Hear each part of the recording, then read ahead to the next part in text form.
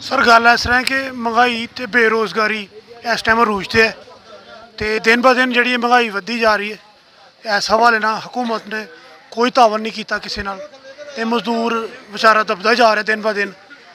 तो इस वास्ते कि मजदूर की दिहाड़ी जिन्नी मर्जी कर दो 2000 कर दो 3000 कर दो, लेकिन महंगाई तो बेरोज़गारी ने ख़त्म करता है, हर चीज़ ख़त्म करती है। इस वास्ते हुकूमत को चाहिए कि कोई इकदाम ऐसा करे जो मजदूर डे तो ना रखता है, लेकिन मजदूर डे का कोई इन्हों फायदा नहीं होंदा।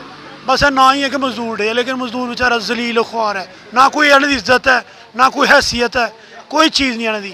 तो बिल्कुल पीस के रख छड़े मजदूर महंगाई ने। जनाब अज मजदूर डे है ना, तो ये ईद वाले दिन भी मजबूर बंदे बेचारे छुट्टी नहीं कर सकते, क्योंकि महंगाई इन्नी है कि हर बंदा मजबूर है।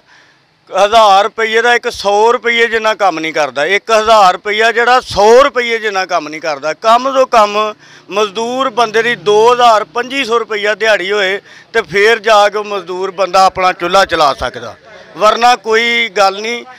तो ये 1000 रुपया जोड़ा एक 100 रुपये जिन्नी कात नहीं है की करेगा। वो 650 रुपये का किलो घ्यो लेगा, बाकी अखराजात वो कितने जाएंगे मजदूर बंदे दे।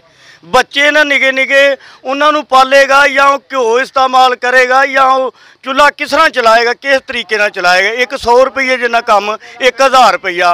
ये हुकूमत अगे अपील है कि वह बराए मेहरबानी करके ते मजदूर की मजदूरी वधाउण और महंगाई के उत्ते कंट्रोल करन, ताकि माड़ा बंदा रोटी बा इज्जत अपने बच्चों को कमा के खुआल सके। मेहरबानी। पाकिस्तान ऑर्गेनाइजेशन की तरफ से आज हमने लेबर्स के लिए कैंप लगाया है लेबर डे के हवाले से। जैसा कि आपके इल्म है कि ये वाहिद तबका है जो आज भी काम कर रहा है जबकि सारे छुट्टी मना रहे हैं। तो अपने मुआशरे में एहसास पैदा करने के लिए हमने लेबर डे के हवाले से इनके लिए पैकेज रखा है, जिसमें इनको हम नाश्ता करवाएंगे और साथ में हम इनको स्कार्फ देंगे।